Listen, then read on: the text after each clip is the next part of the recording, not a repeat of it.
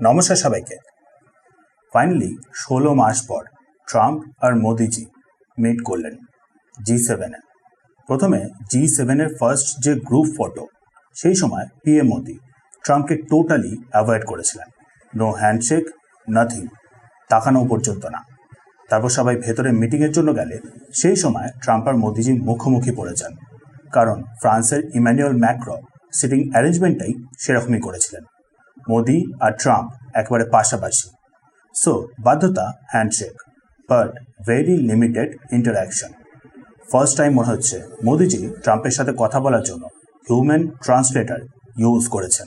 মানে ক্লিয়ারলি মনে হচ্ছে মোদিজি নর্মালের মতন হয়তো ট্রাম্পের সাথে ইংলিশে কথা বলেননি, যেটা ক্লিয়ার ইন্ডিকেশন দিচ্ছে যে ডিস্টেন্সটা বেশ অনেকটাই এবার বেড়ে গেছে। যাই হোক, তারপর মেইন মিটিং শুরু হয়। ট্রাম্পের পাশে বসেই মোদিজি পরপর কতগুলো পিন পয়েন্ট অ্যাকুরেসির সাথে বক্তব্য রাখেন।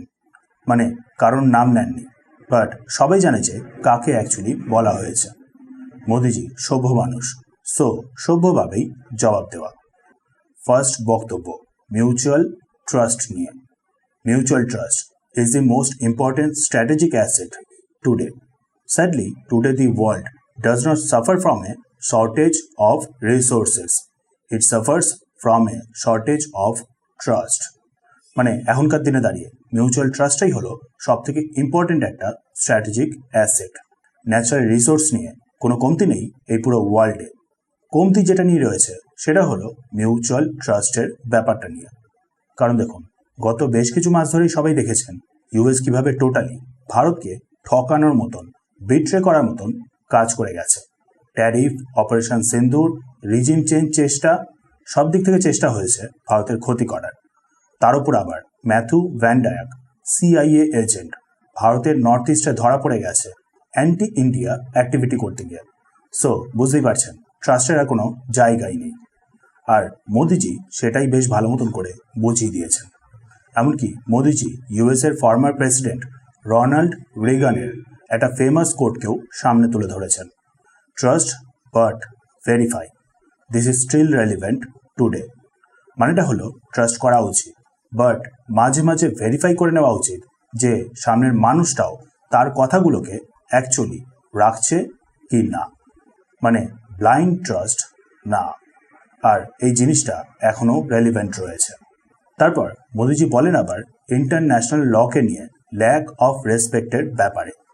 Lack of respect for international law was the biggest hurdle to building international solidarity.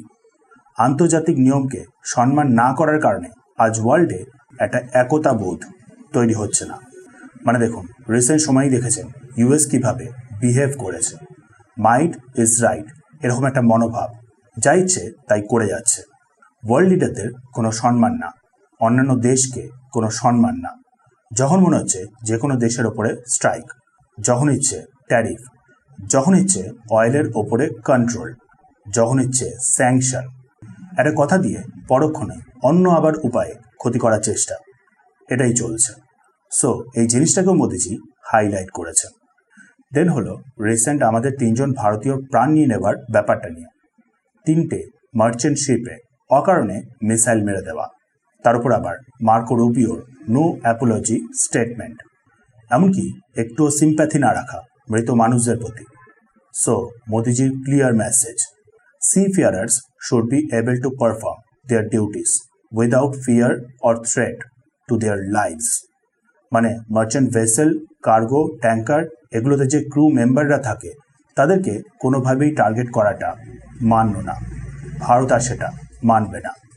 নাও ভেবে দেখুন, কটা দেশ আছে, কটা দেশের লিডার রয়েছে পুতিন আর শি জিনপিং ছাড়া, যারা কিনা ট্রাম্পের এইভাবে পাশে বসেই স্ট্রিক্টলি এইভাবে কথাগুলোকে রাখতে পেরেছে। ট্রাম্প বা ইউএসের ভুলগুলোকে চোখে আঙুল দিয়ে দেখাতে পেরেছে। No other country, no other leader. After Xi and Putin, only Modi. মেসেজটা ক্লিয়ার, ভারত আর কোনোভাবেই ইউএসকে ট্রাস্ট করে না। যেটুকু বিল্ড আপ হয়েছিল গত 2 দশকে সব শেষ। যে কারণেই আবার দেখুন ভারত স্ট্রিক্টলি FCR এর নিয়ম মানার চেষ্টা করছে।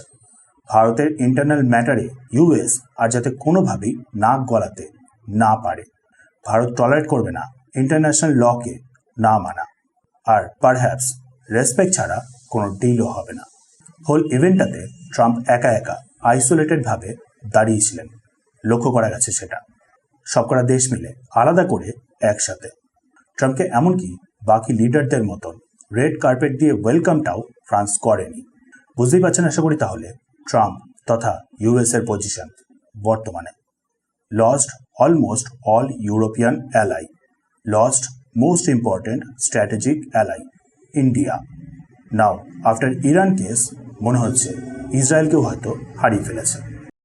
এনিওয়েজ, তবুও শেষের দিকে আবার গ্রুপ ফটোর সময় মোদিজি তাও হেল্প করেছেন ট্রাম্পকে সিঁড়ি দিয়ে ঠিক করে উঠতে।